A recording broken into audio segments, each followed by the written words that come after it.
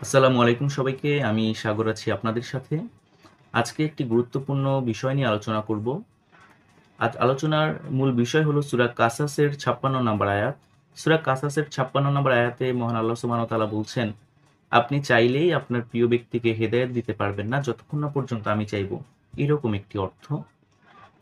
এই আয়াতটি তখন নাজিল হয় যখন আমাদের নবীজি হযরত মুহাম্মদ সাল্লাল্লাহু আলাইহি ওয়াসাল্লামের চাচা আবু তালিব মৃত্যুশয্যায়। তখন তিনি তার চাচাকে কালেমা পড়ার জন্য বলেন, কিন্তু তার চাচা কালেমা পড়তে পারেন না, পড়ার তার তৌফিকে হয় না। তার আশপাশে বিভিন্ন কুরাইশদের নেতা থাকার কারণে তিনি কালেমা পড়তে পারেন না। এবং রাসূল সাল্লাল্লাহু আলাইহি ওয়াসাল্লাম তার চাচাকে বলেছেন, "আপনি কালেমা পড়েন, আমি আল্লাহর কাছে আপনার জন্য সুপারিশ করতে পারবো তাহলে।" কিন্তু কালেমা তার নসিবে হয় না, তৌফিকে হয় না। তিনি কালেমা না পড়েই মৃত্যুবরণ করেন।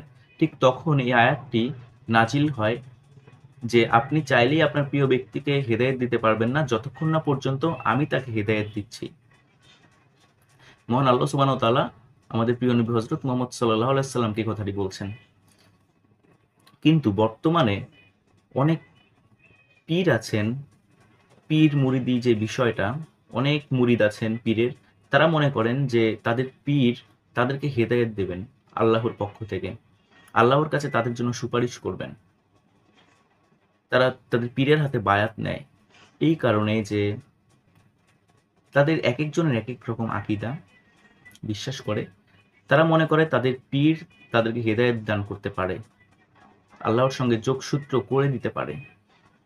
যেখানে আল্লাহ সুবহানাহু ওয়া তাআলা আমাদের প্রিয় নবী হযরত মুহাম্মদ সাল্লাল্লাহু আলাইহি ওয়াসাল্লামকে স্বয়ং নিজে বলছেন যে, "আপনি চাইলেই আপনার প্রিয় ব্যক্তিকে হেদায়েত দিতে পারবেন না।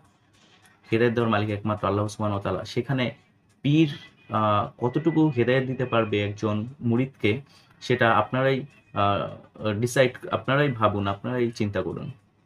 তো আজকের আলোচনা বিষয় এটুকুই। আপনারা আমার এই চ্যানেলটিকে সাবস্ক্রাইব করে দেবেন এবং পাশে থাকা বেল আইকনটি ক্লিক করে দেবেন যাতে পরবর্তী আলোচনাগুলো আপনারা শুনতে পারেন। আসসালামু আলাইকুম সবাইকে।